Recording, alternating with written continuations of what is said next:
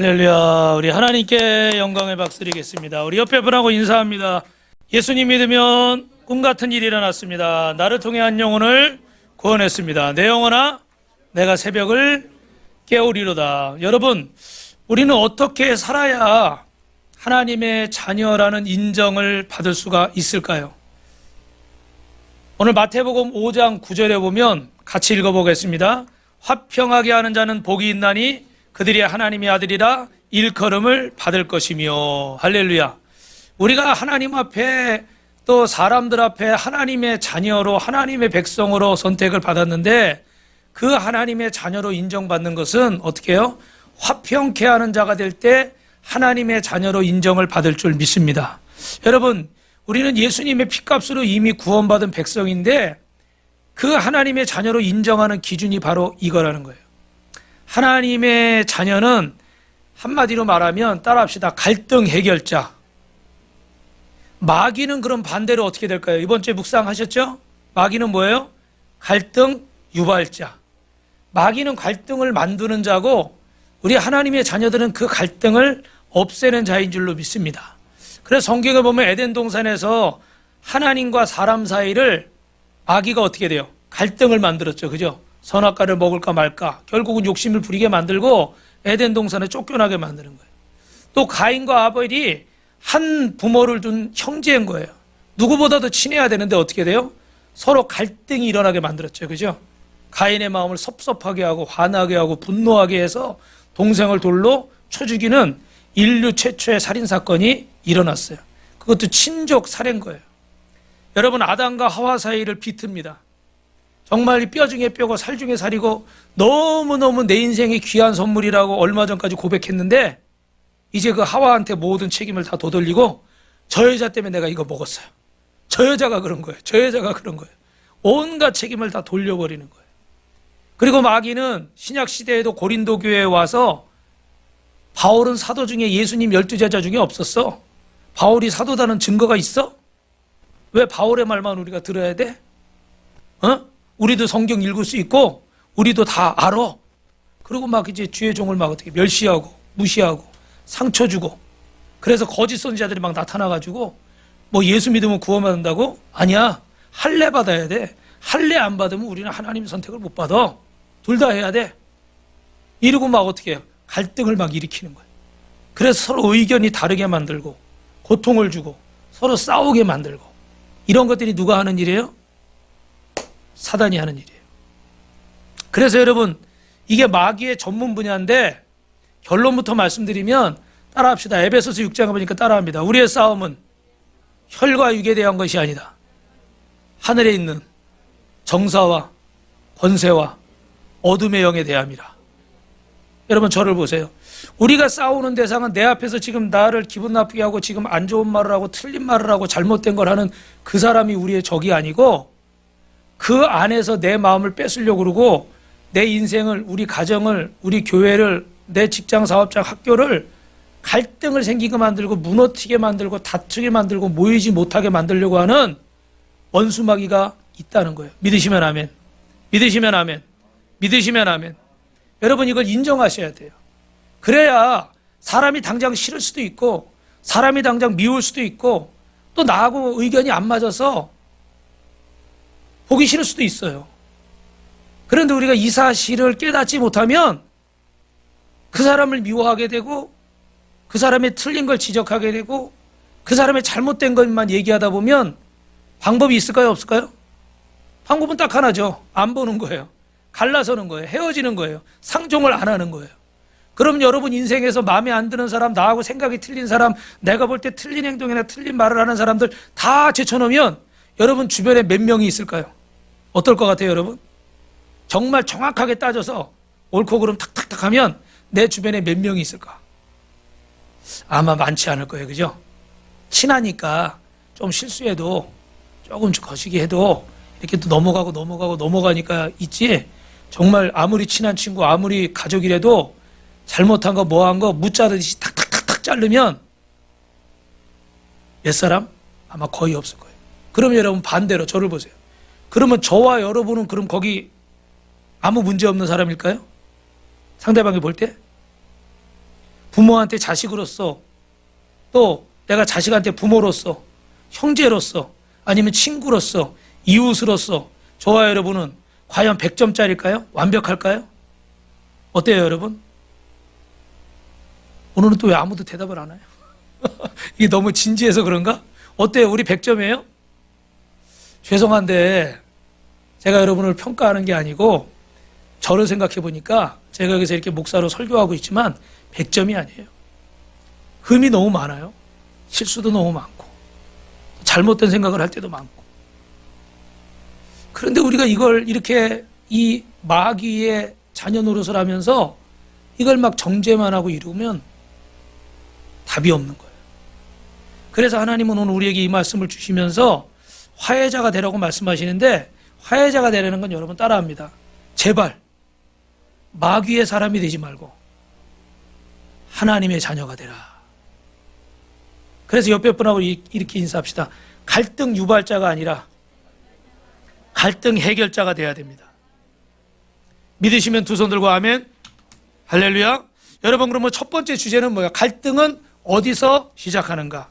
이미 여러분들이 이번 주에 말씀을 묵상하셨고, 또 수요일 날, 금요일 날, 또 새벽 예배 때 말씀을 여러분이 드렸기 때문에 다 아는 본문의 내용인데, 오늘 여호수아 22장을 다시 한번 여러분 설명을 하면, 지도를 한번 보십시오. 원래 이스라엘은 저기 가운데 이렇게 선이 파란색 있잖아요. 맨 위가 헐몬산이에요. 헐몬산에서부터 이렇게 눈이 녹으면서 물이 쭉 강이 돼서 내려와서 중간에 강이 다 요단강인 거예요. 그리고 맨 밑에 파란 색깔이 사해예요, 사해. 그리고 이제 왼쪽이 저게 지금 이제 이스라엘이에요. 그리고 그 옆에 회색으로 되어 있는 데가 지중해예요. 지중해. 지중해 여러분 아시죠? 지중해 가보신 분 있어요? 휴가차? 주여, 불쌍한 요구 드립니다. 지중해에 휴가 가게 될지어다. 손 들고 아멘한 사람이 없어서 우리 교회는 한 명도 못 가겠네. 자, 그러면 이제 그 요단강 사해 오른쪽이 동편인 거예요. 이제 가나안 땅 동편이고, 이쪽에서 이제 어떻게 요단강을 건너서 왼쪽의 서쪽 지역을 점령을 해야 되는 거예요. 근데 오늘 저를 보십시오. 저 본문에 저기 글씨가 보일지 모르지만 르벤 자손, 갓 자손, 므낫세 반지파 12지파 중에 3지파가 동편에서 뭐라고 그래요? 보세요. 여기도 살기가 좋네요. 굳이 저기 강 건너갈 필요는 없을 것 같아요. 그러니까 저희는 여기 동쪽에 살게요. 그러니까 모세가 이걸 거절할 이유가 있어요, 없어요? 없는 거예요. 여기도 막 농사 짓고 양 키우면서 막 잘 살 수가 있어요. 그런데 문제는 뭐냐면, 이제 요단강을 건너서 저 서쪽 땅을 뭐 여리고나 이런 그 가나안 족속들이 점령하고 있잖아요. 그죠? 따라합시다. 하나님이 주셨는데 우리가 취해야 됩니다. 그냥 취해요, 여러분? 싸워야 돼요. 그죠? 근데 싸운다는 의미가 나쁜 말이 아니라 여러분 축복을 얻기 위해서, 성공을 얻기 위해서, 건강을 얻기 위해서, 사랑을 얻기 위해서 따라합시다. 노력해야 됩니다. 신앙생활도 노력이잖아요. 죄송한데 사랑받는 것도 노력해야 돼요. 사랑받는 것도 그냥 가만히 있는데 나 사랑해줘. 죄송하지만 여자분들 어떻게 해요? 많이 또 이렇게 이쁘게 하시고 신경도 쓰고 다이어트도 하고 이러니까 어떻게 돼요? 또 더 사랑을 받고. 남자분들도 어떻게 돼요? 자기 실력을 갈고 닦고 또 멋있게 이렇게 하면서 더 사랑을 받는 거예요. 여러분, 신앙생활도 구원은 따라합시다. 공짜입니다. 예수님이 십자가의 구원은 공짜예요. 금요일날도 말씀드렸죠. 그건 우리가 돈 주고 살 수 없고 우리 능력으로 살 수 없으니까. 그러나 하나님이 우리에게 주신 이 복들은 우리가 어떻게 돼요?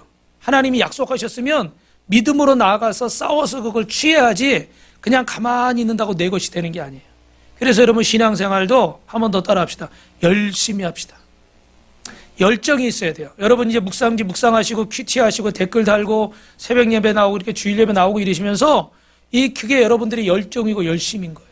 여러분이 뭔가를 바라면 그것을 위해서 간절히 여러분이 노력하고 힘쓰고 애쓰듯이 하나님 앞에 믿음으로 서기 위해서 여러분이 힘쓰고 애쓸 수 있길 주님의 이름으로 축원합니다. 그래서 오늘 예배 나오신 분들은 다 승리자예요. 옆에 분하고 인사하면서 성도님은 승리자입니다. 할렐루야. 그래서 여러분 그 땅을 차지해야 돼요. 그러려면 9개 지파가 좋을까요? 12개 지파가 다 있는 게 좋을까요? 12개 지파가 다 있어야 되겠죠. 군사력이 있어야 되니까. 그죠?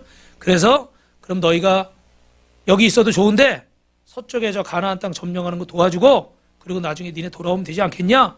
그래서 좋다고 처자식하고 양들 재산들을 놔두고 서쪽에 건너가서 같이 7년 동안 가나안 정복 전쟁을 하게 된 거예요. 그리고 이제 7년이 끝나서 돌아오게 됐는데 뭐가 문제라고 그랬죠? 여기 이제 좀 복잡한 상황이 생기는데 세월이 지나고 나서 설명하기가 좀 길지만 예전에 이스라엘도 원래는 하나였어요. 그런데 다윗 이후에 솔로몬 왕 이후에 르호보암과 여로보암으로 남유다와 북이스라엘로 나눠져 버렸잖아요. 그래서 북이스라엘이 여로보암이 이들은 어떻게 1년에 한 번씩 꼭 예루살렘에 예배하러 가거든요. 그러니까 다 이쪽으로 내려가니까 백성을 뺏길 것 같은 거예요. 나라가 없어질 것 같은 거예요. 그래서 예루살렘에 내려가지 않게 하자. 그래서 어떻게 해요? 산당을 세우고 우상의 전을 세워가지고 거기서 이들이 너희 하나님이다. 그리고 거기서 절하고 거기서 예배하게 만든 거예요. 그래서 완전히 이스라엘, 이 유다 지역에 있던 남유다에서 볼 때는 이 북이스라엘은 나중에 어떻게 돼요? 우리 같은 동족이 아니라 완전히 이방 사람이고 우상 섬기는 사람이 된 거예요. 그게 나중에 여러분 역사적으로는 사마리아 지역이 되는 거예요. 그래서 그 사마리아 지역을 이스라엘 사람들이 굉장히 무시하고 원래는 한민족이었어요. 여러분 우리도 남북이 한 나라잖아요. 그런데 지금 이렇게 오랫동안 60년, 70년이 나누어져 있어서 서로 이렇게 미사일을 대고 총을 대고 이러고 있으니까 참 사실은 어떻게 돼요? 오히려 저기 미국에는 왔다 갔다 하고 일본에는 왔다 갔다 하고 중국에 왔다 갔다 하는데 저도 중국의 백두산을 가봤는데 어떻게 돼요? 북한 쪽에서 못 보고 중국 쪽에 올라가서 보는 거예요. 저기 북한군 보초 서는 거라는 거예요. 이게 만왕경으로 이렇게 보니까 희미하게 사람 모습이 보여요. 근데 한편으로는 참 안타까운 거예요. 우리 땅인데, 우리 민족인데, 우리가 오히려 중국에다 돈 내고 와가지고, 그죠? 반대편에서 그 땅을 바라보고 있어요. 다른 나라는 모르겠지만 우리는 이 장면이 이해가 잘 되는 거예요. 한 민족인데 어떻게 해요? 남보다 더 못한 사이가 돼버리는 거예요. 이 동편에 있던 르우벤 자손, 갓 자손, 므낫세 지파는 이 사실을 알고 있어요. 그래서 나중에 우리가 이 서쪽이 가나안 점령할 때 당신들은 뭐 했냐? 우리 후손들이 그럴 수 있으니까 우리가 그걸 증명하려면 여기다 기념비를 하나 세우자. 그리고 기념비를 세운 거예요.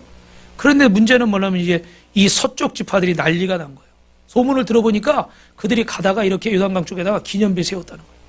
근데 여러분 여기는 기념비라고 이렇게 나오지만 성경에는 제단이라고 나오는데 예전에 여러 가지 사건이 있었어요.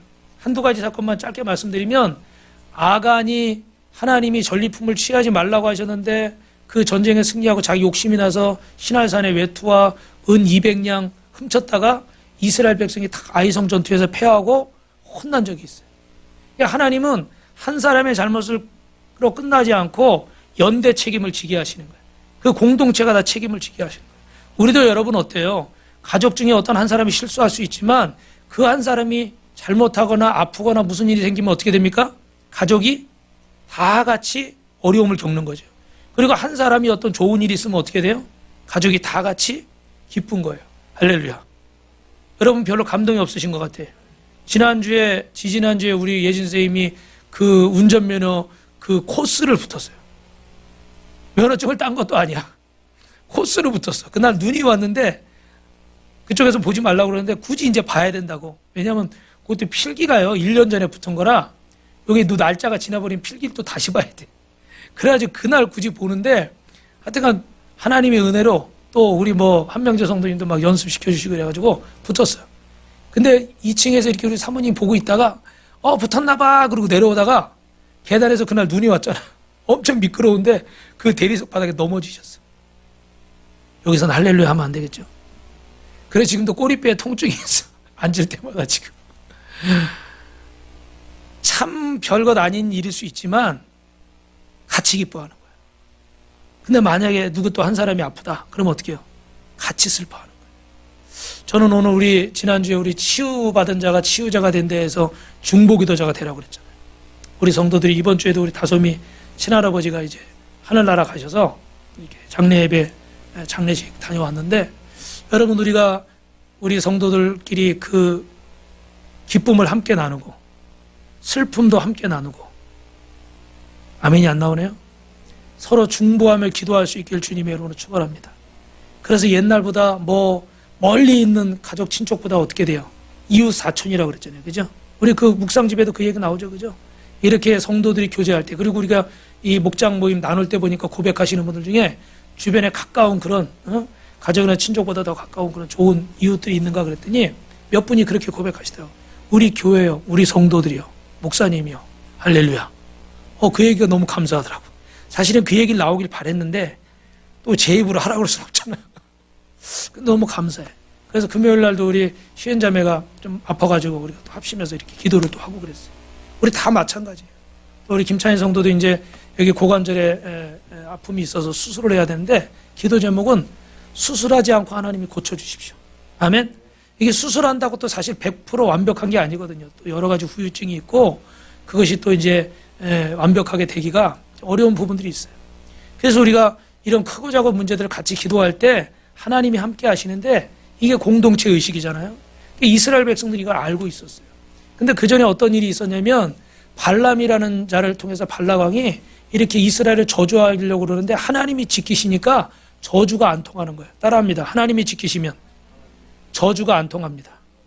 제가 얘기가 길어질까 봐 이걸 다 설명을 할 수 없는데 여러분 세상의 저주들을 두려워하지 마세요. 하나님이 여러분과 함께 하시면 그 저주가 여러분에게 통하지 않는 줄로 믿습니다. 아멘. 나중에 이제 제가 이 말씀이 나오면 좀 더 깊이 설명을 드리고, 그러니까 스스로 죄짓게 하지 않으면 이스라엘을 진멸할 수 없다는 거예요. 그래가지고 어떻게 했습니까?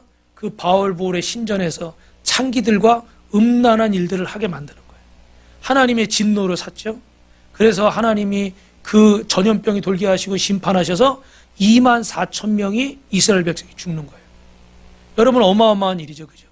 그러면서 이스라엘 백성들이 회개하면서 비느하스라는 대제사장이 그 죄를 짓고 있는 그들을 창으로 찔러서 죽이면서 그 저주가 끊어졌습니다. 그래서 이스라엘 백성들이 이런 공동체 의식이 있는 거예요. 그들이 제단 쌓는 게 문제가 아니라 그 세 지파가 그렇게 제단 쌓고 만약에 우상을 섬기면 누구까지 하나님의 진노를 받아요? 우리까지 진노를 다 받는 거예요. 9개 지파까지. 그래가지고 이걸 그냥 두면 안 된다. 그래서 가서 어떻게 해요? 전쟁을 하려고 그러는 거예요. 이제 민족 간에 이제 전쟁이, 남북 전쟁이 일어나게 생긴 거예요, 지금.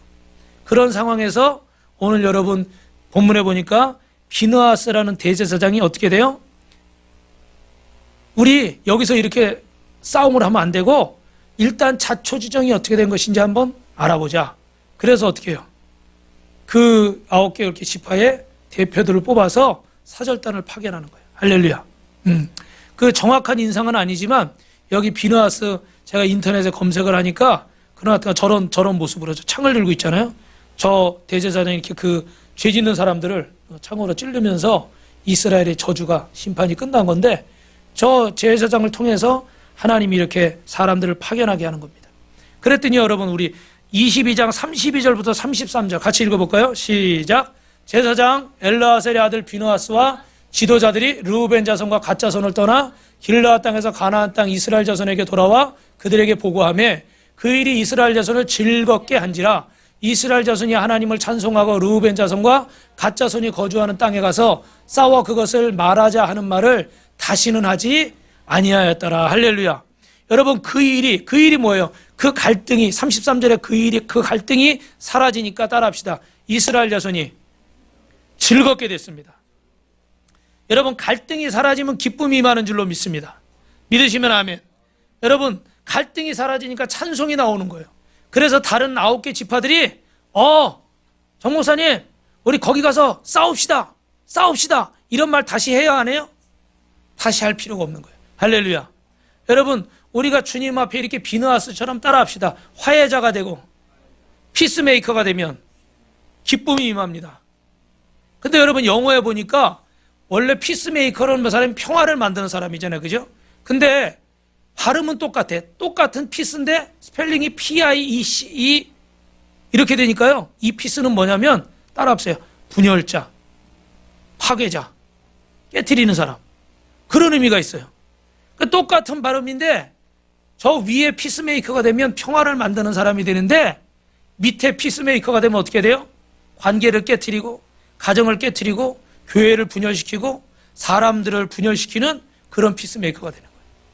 오늘 저와 여러분은 이 사단의 피스메이커가 아니라 하나님의 피스메이커가 되시기를 주님의 이름으로 축원합니다. 그래서 오늘 본문을 통해서 우리가 두 번째 깨닫는 건 따라합니다. 갈등의 근본적인 문제는 오해입니다. 여러분, 첫 번째로 모든 갈등은 오해에서 비롯되는데 지금 오늘 여러분 본문에서 이미 보셨지만 작은 오해에서 출발한 거예요. 근데 사단이 얼마나 장난을 치는지 본문에 보니까 하나님의 성막은 중앙인 실로에 있어야 되는 거예요. 근데 다른 곳에 그들이 제단을 쌓는다고 생각하니까 우상의 제단을 쌓는다고 오해를 했어요. 근데 여러분 저를 보세요. 이 사람들이 그러면 서로 오해할 만큼 사이가 나쁘고 멀리 지내든 잘 모르는 그런 사람들인가? 남남으로 지내던 사람들인가? 결론만 말씀드리면 그렇지 않아요. 한 민족이고 함께 하나님을 예배했고 더 중요한 건 뭐냐면 7년 동안 숫자가 잘 안 되네. 7년 동안 이스라엘이 가나안 정복 전쟁을 같이 했어요. 그러면 우리 그 군대 다녀오신 분들 이런 분들은 연세가 있으신 분 더 잘 알겠지만 어떻게 돼요? 그냥 군 생활한 것도 아니고 뭐 요새는 뭐 20 몇 개월이잖아요. 그죠? 그렇게 한 것도 아니고 7년 동안 목숨을 같이 나눈 전우예요. 그래서 우리 무슨 상위 군인 용사 이런 거 몇십 년이 지났는데도 아직도 그런 거 있잖아요. 그죠?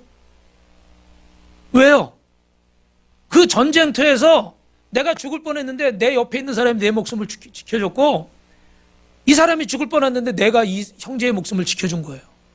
그래서 완전히 정말 피를 나눈 가족처럼 목숨을 서로 지켜준 사이인 거예요. 이거보다 더 친한 사람이 있을 수 있어요? 대답을 안 하시네. 전쟁터는 안 가서 그런 거예요. 우리 한명재 성도님, 이거보다 더 친할 수 있어요? 네, 없죠. 무슨 말씀을 드리려고 하냐면 우리가 생각할 때는 친하고 뭐 이렇게 가깝고 자주 보고 그러면 오해 안 할 것 같잖아요. 그러면 부부간에 오해가 있어야 돼요? 없어야 돼요? 없어야죠. 부모 자식 간에 그렇게 목숨 걸고 나와서 키웠는데 오해가 있어야 돼요? 없어야 돼요? 없어야 되잖아요. 그런데 요즘 일어나는 청소년 문제, 청년 문제, 가정 문제, 부부간의 문제, 저 법원에 가는 일들 대부분이 다 어떤 일이에요? 이런 일들인 거예요. 저도 자녀를 키우지만 저에 대해서 전혀 오해가 없을 것 같지만 오해가 있을 거예요. 좋은 면도 있지만 싫은 면도 있을 거예요. 왜? 사람은 다 누구 중심으로 생각을 하니까. 결국은 다 자기 중심으로 생각을 하는 거예요. 그래서 부모가 내 말을 잘 이해해 주지 않고 잘 들어주지 않으면 부모를 좋게만 생각하지는 않는 거예요. 근데 그런데 뭐가 있냐면 오해라는 게 있어. 뭐 공부해라 뭐하라 나가지 마라 게임하지 마라 뭐하라. 근데 이게 그냥 부모가 어떤 욕심이나 다른 생각이 아니라 사실은 근본적인 마음은 어떻게 돼요? 자녀가 나보다 더 잘 됐으면. 할렐루야. 아멘. 그런 마음이 있어서 이렇게 하는 거거든요. 그런데 자녀 입장에서 보면 내가 하기 싫은 것만 계속 시키고 이러니까 소통이 안 되는 거예요. 대화가 안 되는 거예요. 그죠? 그러니까 이 적은 것들이 나중에 가서 커져버리는 거예요.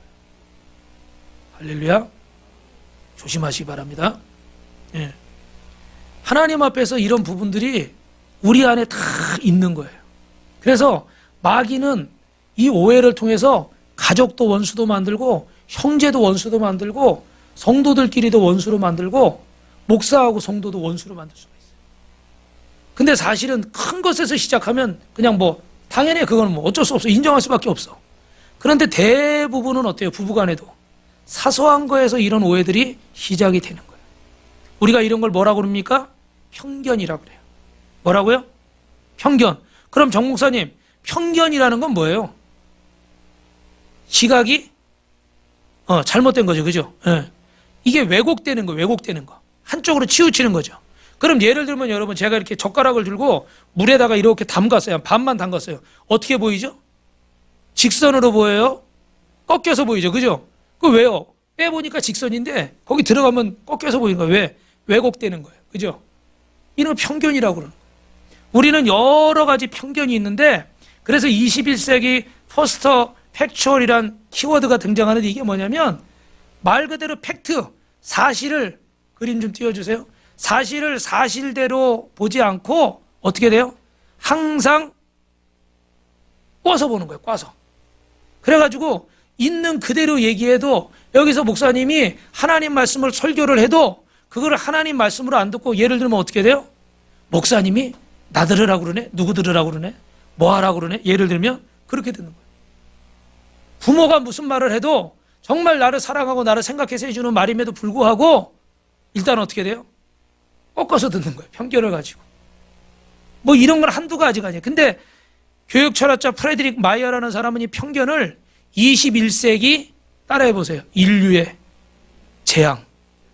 그렇게 표현할 정도로 이 편견은 무시무시한 거예요. 그래서 여러분 솔직히 우리 어때요? 이렇게 TV 같은 데 정치하는 분들 나오면 무슨 얘기하면 고지 들어요? 아마 그대로 듣는 사람은 거의 없을 거예요. 그죠? 다 무슨 뭐 의도가 있거나 또 뭐 거짓말 하는구나 뭐 하는구나 대부분은 다 이렇게 듣는 거예요. 그래서 사실을 사실대로 받지 않는 시대, 포스트 팩슈얼, 가짜 뉴스가 판을 치는 거예요. SNS 같은 데도 한번 가짜 뉴스 딱 올라가면 어떻게 해요? 가짜인데도 불구하고 사람들이 입을 타기 시작하면 그게 진짜처럼 돼버려. 그리고 그걸 다 해명하려면 어떻게 돼요? 할 수가 있어요? 없어요. 이게 참 어려운 거예요. 해명할 기회가 충분하면 좋은데 옛날에 그 홈쇼핑에서 뭐 이렇게 머드팩인가 이렇게 파시는 연예인이 있었잖아요. 여자분이 유명한 탤런트였잖아요. 근데 무슨 뭐 그거 불량품 하는 그 프로에서 그거 뭐 거기서 뭐 이물질 나왔다고 막 이래가지고 했는데 나중에는 결국 그게 아니라는 게 밝혀졌어요. 그죠? 그런데 그 몇 년 동안 그렇게 되면서 재판하면서 어떻게 해요? 회사는 묻어나서 망했고 그분은 그때 암이 생겨서 몇 년 전에 하늘나라 가셨죠? 그거 보도한 PD분은 나는 잘못 없다. 나는 그냥 있는 거 이렇게 해서 팩트를 얘기한 거다. 이렇게 됐잖아요. 근데 여러분 제가 지금 하나만 얘기했지만 여러분이 알고 있는 그런 사건들이 한두 가지가 아니에요. 그죠? 너무너무 슬픈 시대인 거예요.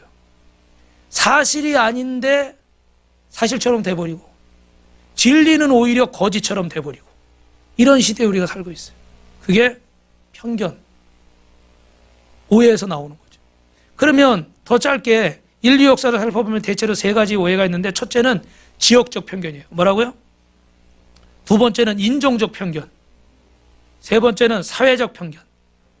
짧게 말씀드리면 어느 목사님이 미국 미시간으로 이렇게 이사를 갔는데 원래 캘리포니아에 있었대요. 그랬더니 그분들이 뭐라고 이렇게 조크식으로 얘기를 하냐면 동성애자 아니야? 이상한 사람 아니야? 뭐 이런 식으로 영어로 자기들끼리 그런 얘기를 하더라는 거예요. 여기 미시건은 특히 백인들, 오래된 백인들이 거주하는 지역이라는 거예요. 근데 캘리포니아나 LA는 어떻게 해요? 이민자들도 많고 세계 각종 인종들이 다 있고 동성애자들이 많거든요. 그러다 보니까 그쪽 지역에서 왔다 그러면 이 사람들은 벌써 색안경을 끼고 보는 거예요. 이해되시죠? 우리도 여러분 옛날에 어때요? 뭐 함경도 출신이냐 평양 출신이냐 그런 게 있었고 그전에는 조심스러운데 어느 지역이냐 왼쪽이냐 오른쪽이냐 막 이런 거 가지고 편견을 가지고 있어요. 그죠? 여러분 만약에 이쪽 지역의 사람이 이렇다 그러면 모든 사람이 다 그렇습니까? 대답을 한번 해보세요. 모든 사람이 다 그래요? 아니요. 다 그렇지 않아요. 그런 사람도 있고 대체로 그럴 수는 있어. 그것까지 부인 못해. 왜? 성향이라는 게 있으니까. 그렇다 치자고요. 그런데 모든 사람이 그런 건 아니에요. 무슨 일만 있으면 아이고 어디 출신이야. 아이고 어디 출신이야. 그러면 안 돼요. 우리가 부족해서 어떤 사람하고 마음이 안 맞을 수도 있고 생각이 틀릴 수도 있어. 그런데 하나님 앞에서는 다른 사람들처럼 여러분이 그렇게 얘기하시고 그렇게 생각하시면 안 돼요. 할렐루야. 그 사람과 불편해서 편하게 지내지 못하더라도 매도하지 마세요.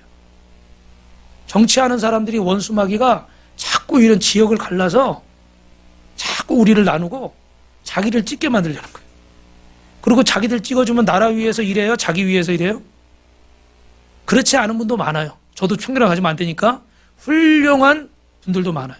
그런데 대부분은 어때요? 자기 이득을 취하고 정경유착하고 이러는 사람들이 많은 거죠. 그죠? 그런 사람들이 휩쓸려서 선거 때마다 선 긋지 마시고 정말 여러분이 보실 때 네거티브 말고 포지티브 하는 사람, 상대방 긁는 사람 말고 정말 긍정적인 어떤 내용을 가지고 이 나라가 발전하고 이 지역이 발전할 수 있는 그런 비전을 제시하는 사람들을 우리가 찍기 시작하면 이 나라도 변화될 줄 믿습니다. 그래서 우리나라도 진짜 쇼가 아니라 자전거 타고 출근하는 국회의원도 볼 수 있고 지하철 타고 출근하는 대통령도 만날 수 있어요. 쇼 말고 TV에 나오려고 하는 거 말고 진짜로 그런 사람들이 나오고 농사 짓다가도 국회의원 되고 선생님 하다가도 시의원 되고 할렐루야. 그런 나라가 돼야죠. 근데 우리가 자꾸 이런 편견을 가지고 있으면은 발전할 수가 없어요. 다른 사람들이 못해서도 발전을 못하지만 나도 이런 편견을 버리지 않는 이상은 발전이 없는 거예요. 할렐루야. 저는 참고로 서울특별시 왕십리 똥고개 출신이에요. 여러분이 이 설교를 들으면서 이상한 생각하지 말라고 제 출신을 밝히는 거예요. 또 하나는 인종적 편견인데, 수제자였던 베드로도 이방인들과 같이 앉아서 공개적으로 식사하는 걸 꺼렸어요. 왜? 유대인들은 자기들만 선배이고 그들은 이방인이라 생각했으니까. 그리고 사회적 편견, 예수가 목수의 아들이야? 갈릴리 출신이야? 저 지방 총구석 어디 있어? 뭐 이렇게. 또 그때 당시 사람들은 이방인을 지옥의 땔감이야? 뭐 이렇게 생각했어요. 우리는 뭐라고 그래요? 우리는 어떤 얘기를 해요? 개천에서 용나겠어? 이런 얘기들 많이 하죠. 그죠? 사회적인 편견이 있는 거예요. 우리는 늘 자신의 세계를 인정하고 주님을 바라보시길 주님의 이름으로 축원합니다. 편견에서 비롯되는 오해, 거기서 끝나면 좋은데 문제가 자꾸만 중복돼서 또 다른 걸로 연결이 돼서 점점 커지고 결국은 팩트를 보지 못하고 자체를 보지 못하고 왜곡시키고 잘못된 내용들을 자꾸 우리는 오도하는 거예요. 그래서 오해와 편견이 증폭되면 시각이 좁아지는 거예요. 여러분 죄송하지만 백내장이나 녹내장 걸리면 어떻게 될까요? 시야가 점점점 좁아지고 흐려지는 거예요. 그래서 운전할 때도 어떻게 돼요? 베테랑들은 전후 좌우 사이드 미러, 백밀러 다 앞에 다 볼 수 있는 거죠. 그죠? 근데 초보 운전하시는 분은 어때요? 어제 우리 필립 씨가 그 운전하고 저희가 할머니 생신이라 우리 사모님도 생일이고 그래서 할머니 집에 다녀왔는데 고속도로 운전을 했어. 할렐루야. 근데 어떻게 돼요? 엄청 긴장해가지고 그래서 제가 볼 때는 우리 한명재 성도님이 스승님인데 연수를 많이 시켜줘가지고 그래도 꽤 괜찮게 잘하더라고. 한번 양쪽에서 차들이 막 그런 친구들 있잖아요. 확 들어와가지고 한번 이렇게 좀 위험했는데 잘 넘겼어. 근데 아무래도 이렇게 여러분 이럴 때는 시야가 좁아지는 거예요. 시야가 좁아진다는 건 뭐예요, 여러분? 볼 것을 못 보고 중요한 것을 놓치는 거예요. 어떤 부부가 싸움을 하는데 보통 남자들이 잘못을 많이 할 때가 있지만 여자분들은 또 어떻게 10년, 20년, 30년 지난 얘기를 많이 하잖아요. 그래가지고 당신 우리의 태어날 때 친구들하고 술 마시느라고 안 들어왔지? 무슨 일만 있으면 30년 전 얘기를 계속 끄집어내서 입을 막아버리는 거지. 뭐 그건 있었던 사실이에요, 여러분. 오해하지 마세요. 있었던 일이에요. 그런데 무슨 일이 있을 때마다 그 과거에 억울하고 그 풀리지 않는 그것만 계속 끄집어내면 그 가정은 어떻게 돼요? 계속 과거에만 매여 있는 거예요. 우리 인생도 마찬가지예요. 저도 어제 우리 김승희 집사님이 헌신해가지고 정수기를 새 걸로 바꿨어요. 할렐루야. 오늘 물맛들을 보시기 바랍니다. 이 정수기를 새 걸로 바꿨는데 제가 정수기 얘기 얽힌 거 어떤 얘기 한 거 있잖아요. 그죠? 갑자기 그 생각이 나면서 저는 사실 여러분한테 제 경험을 얘기하는 것은 이런 좋은 간증도 있고 좀 안 좋은 일도 있는데 안 좋은 거는 여러분이 그렇게 되지 말고 이렇게 하나님 앞에 바르게 되라. 사실 그런 의미에서 얘기를 하는데 또 너무 그렇고 저도 그렇게 막 저 건너편에 있을 때 경매당해서 뭐 자꾸 이제 이런 얘기를 너무 많이 하면은 저도 어떻게 돼요? 과거에 자꾸 매여 있는 거예요. 그리고 여러분들을 미래로 보내지 못하고 자꾸 어떻게 해요? 과거에 묶어두는 거예요. 그죠? 무슨 말인지 이해하세요? 그래서 여러분 과거가 없었던 게 아니라고 말씀드리는 게 아니라 있었던 거지만 자꾸 과거만 붙잡고 그 이야기만 하다 보면 미래를 향해서 나갈 수가 없는 거예요. 할렐루야. 믿으시면 아멘 하시기 바랍니다. 그래서 여러분 자꾸 마음이 닫히는 거예요. 자꾸 시야가 좁아지는 거예요. 과거만 묶여 있으면. 그래서 마지막으로 따라합니다. 오해와 편견은 과거로 회귀하게 합니다. 눈이 감겨 있으니까 자꾸 과거만 생각하고 오해와 편견은 사람을 자꾸 과거로 돌아가게 만들고 미래를 못 보게 만들고 자꾸 시각이 좁아지게 만드는 거예요. 근데 우리 주님은 우리를 향해서 뭐라고 말씀하시는 거예요? 말도 안 되는 꿈을 말씀하시는 거예요. 너희는 모든 족속으로 제자를 삼으라. 아멘이 안 나오네요. 너희는 모든 족속으로 제자를 삼으라.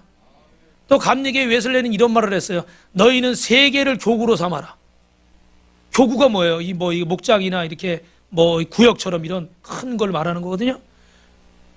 내 가족도 제대로 권사 못하고 나 하나도 솔직히 신앙생활 바로 못하고 매일 업다운 왔다 갔다 이렇게 기목이 심한데 내 목숨 하자 부지하는 것도 이렇게 어려운데 내 건강 하나 보살피는 것도 제대로 못하는데 내가 무슨 이 세계를 향해서 나가겠나. 그런데도 주님은 우리를 향해서 뭐라고 말씀하시는 거예요? 세계를 품고 따라합니다. 사명자가 되라. 사랑하는 우리 빛가서 공교회 성도 여러분, 저를 보십시오. 여러분이 과거에 묶여서 노예처럼 살지 마시고 개척자가 되시기를 주님의 이름으로 축원합니다. 미래를 향한 개척자가 됩시다. 옆 사람하고 인사합시다. 과거의 노예처럼 살지 말고 미래의 개척자가 됩시다. 할렐루야. 시각이 자꾸 좁아지면 판단하는 기준이 흐려지는 거예요. 그래서 사람들이 시각이 좁아지는 사람은 대표적인 게 뭔지 아세요? 남의 말을 잘 안 듣는 거예요. 남의 말을. 내 얘기만 하는 거예요. 내 얘기만 하고 싶어 하는 거예요. 최근에 누구에게 무슨 말을 들었는지, 아내가 나한테 무슨 말을 했는지, 남편이 나한테 무슨 말을 했는지, 자녀들이 나한테, 형제가 친구가 나한테 무슨 말을 했는지 여러분 마음에 남아있다면 그 사람 편견은 극복하는 사람이에요. 할렐루야. 그러나 무슨 말을 했는지 기억 못하고 내가 할 얘기만 하고 있다 그러면 그 사람은 계속 그 편견과 오해 속에 묶여있고 결국은 그 부부는 갈등할 수밖에 없고 그 공동체는 갈등할 수밖에 없고 그 나라는 갈등할 수밖에 없어요. 그리고 싸울 수밖에 없는 겁니다. 여러분, 요단 서편의 사람들이 우상제단을 가만둘 수 없어 박살내야 돼. 칼 들고 왔으면 어떻게 됐겠어요? 전쟁이 났겠죠. 동편 사람들이 7년을 죽자 살자 함께 싸웠는데 이럴 수 있어? 그래, 한번 해보자. 그리고 붙었으면 싸움이 났겠죠. 대부분 갈등이 생기면 강경파들이 득세하는 거예요. 그런데 여러분, 마이클 웰스라는 사람은 이런 말을 했습니다. 갈등과 분노를 잘못 다루면 테니스와 같다는 거예요. 뭐와 같다고요? 테니스. 여러분, 테니스 어때요? 저를 보세요. 한쪽에서 치면 어떻게 돼요? 한쪽에서 받아치고 그러면 공이 어떻게 될까요? 점점 느려져요? 빨라져요? 빨라져요. 언제 끝나요? 한 사람이 져야 끝나는 거예요. 그러니까 결국은 이렇게 갈등이 끝까지 가면 어떻게 돼요? 하나가 죽어야, 하나가 패배해야만 끝나는 거예요. 사단은 이걸 즐겨서 우리를 갈등 유발자로 만들려고 하고 하나님은 어떻게 해요? 그 공을 멈추라고 하시는 거예요. 믿으시면 아멘. 이 공을 멈춰야 될 줄로 믿습니다. 여러분, 그 판자촌에서 옛날에 가난한 개척교회 하시던 목사님이 참 사람들이 희망이 없어. 매일 부부싸움 하는데 대부분 뭐 오늘은 앞집 내일은 옆집 일용직 노동자로 품팔이라니까 제대로 이게 재정이 어렵잖아요. 그 집에 들어오면 또 이렇게 밥상이 참 그래요. 그러니까 그때 또 아저씨들은 또 이게 좀 터프하잖아요. 그러니까 발로 차면서 뭐 이게 뭐 밥상이냐고, 이거 나 먹으라는 거 말라는 거야. 그랬더니 여자는 또 뭐라고 그래요? 돈만 많이 벌어다 줘봐라 내가. 또 이렇게 나오는 거야. 그 집안이 분란이 끝일 날이 없어. 근데 그런 아내가 어느 날 예수님을 믿고 교회에 나와서 예수님 믿는 거야. 그래서 새벽마다 남편이 위해서 기도해요. 하나님, 우리 남편이 변화되게 해주십시오. 좋은 직장 좀 주십시오. 건강하게 해주십시오. 할렐루야. 어느 날 그 남편이 예수님 믿고 변화가 됐어요. 그래서 술도 끊고 열심히 성실하게 일하니까 가정이 점점 좋아져. 아이들은 어떻게 될까요? 이제 부모가 매일 술 마시고 밤마다 싸우고 깨고 부시고 이러는 게 아니라 어떻게 해요? 자기들을 위해서 투자를 하고 기도를 해주고 사랑하는 모습을 보여주고, 그러니까 자녀들이 어떻게 해요? 안정되게 성장을 하는 거예요.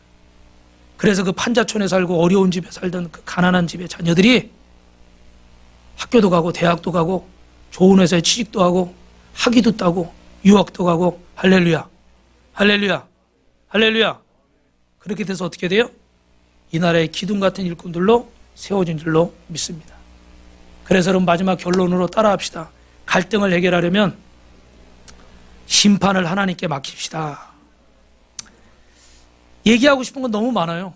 근데 시간이 제한되어 있기 때문에 이 갈등의 심판은 하나님께 맡겨야 되는데 우리는 이 갈등과 오해 속에서 수많은 사람들이 피해자가 되고 억울한 사람도 많이 생겨요. 이 자리에 계신 분들도 아마 억울한 일을 당하신 기억들이 있을 겁니다. 그런데 여러분, 그럴 때 나도 누군가에게 또 억울한 일을 만드는 사람이 될 수도 있습니다. 그러므로 심판을 하나님께 맡겨야 될 줄로 믿습니다. 내가 스스로 판단해서 사태를 정리하고 싶지만 여러분, 나는 완전히 100% 객관적인 사람이에요? 그렇지를 못해요. 나는 완전히 객관적인 사람일 수는 없어요. 그래서 결국은 한쪽으로 치우친 왜곡된 편견을 가질 수밖에 없는 거예요. 히브리서 10장 30절 말씀입니다. 시작. 원수 갚는 것이 내게 있으니 내가 갚으리라 하시고 또다시 주께서 그의 백성을 심판하리라 말씀하신 것을 우리가 아노니. 할렐루야. 주께서 그의 백성을 심판하신답니다. 그 결과는 주님께 맡겨야 돼요. 오늘 이 말씀을 주님의 말씀으로 받으시고 여러분 마음의 원수 갚는 것을 하나님께 맡기시기를 주님의 이름으로 축원합니다. 그래서 여러분, 요한계시록 1장 7절에는 시작. 볼지어다 그가 구름을 타고 오시리라. 각 사람의 눈이 그를 보겠고 그를 찌른 저들도 볼 것이요 땅에 있는 모든 족속이 그로 말미암아 애곡하리라. 그리하리라. 아멘. 할렐루야. 모든 족속이 그로 말미암아 애곡하리라. 하나님께서 심판하시고 하나님께서 책임져 주실 줄로 믿습니다. 여러분 인생의 종말을 생각하고 예수님의 재림을 생각하면 우리는 화해하지 않을 수가 없어요. 그래서 우리 묵상집에 나온 얘기지만 크리스찬 투데이에 보면은 그런 글귀가 써 있대요. 따라합니다. 천국에서 만나게 될 당신의 원수를 사랑하십시오. 여기서 땅에서 원수처럼 지냈는데 천국 가서 또 만날 수 있다는 거예요. 왜? 그가 나한테는 원수 같은 사람일지 모르지만 하나님 앞에서 나한테는 열심히 잘 믿고 그럴 수 있잖아요. 그죠? 나만 천국 가는 게 아니잖아요. 그러니까 거기서도 만날 수 있다는 거예요. 그러니까 원수를 만들지 말라는 얘기예요. 하나님께 맡기라는 얘기예요. 그래서 갈등이 제대로 관리되면 인생에서 진짜 누가 무엇이 중요한지를 깨닫는 거예요. 여러분이 갈등과 고난 속에서 우리가 성장할 수 있는 순기능이 있는데 그게 뭐냐면 따라합니다. 하나님이 누구신지 깨닫습니다. 하나님이 나한테 어떤 분인지 내가 정말 의지할 분은 주님밖에 없다는 거. 사람한테 배신을 당하고 사람 때문에 갈등을 겪고 사람 때문에 상처를 입을 수 있는데 그때 그 사람을 미워하는 것으로 끝나는 게 아니라 저주하는 것으로 끝나는 게 아니라 내가 의지할 수 있는 분은 누구밖에 없구나? 하나님밖에 없구나. 할렐루야. 그래서 저도 우리 성도들 중에 이렇게 교회로 왔다가 또 이사를 가거나 아니면 떠나는 일들이 생길 때 그때마다 제가 마음에 그걸 상처로 받으면 제가 견딜 수 있을까요? 없겠죠. 그죠? 그리고 또 미워해도 안 되고. 근데 그때마다 중요한 것은 뭐야? 하나님이 뜻이 있고 내가 의지할 분은 누구밖에 없다? 하나님밖에 없다. 할렐루야. 두 번째로 따라합니다. 내가 누구인지. 내가 얼마나 하나님 앞에 연약한 존재인지를 깨닫는 거예요. 이 갈등을 통해서. 내 힘으로 막 자녀하고 갈등을 해결하려고, 내 힘으로 남편하고 아내와 갈등을 해결하려고 그러고, 직장에서 뭔가 해결해 보려고 하는데 마음대로 되질 않는 거예요. 그럴 때 우리는 어떻게 하나님 앞에 무릎 꿇는 거예요. 하나님, 내 자식인데 내 마음대로 안 되네요. 하나님이 붙잡아 주세요. 할렐루야. 세 번째, 인생에서 진짜 중요한 것이 무엇인지를 깨닫는 거예요. 이 갈등이나 이런 오해나 어려움을 통해서 여러분 사람이 어때요? 병원 가서 한번 링거 맞고 주사 맞고 누워있어 보면 어때요? 다른 게 소용이 있어요? 소용없죠. 긴 설명 안 드려도 아실 거예요.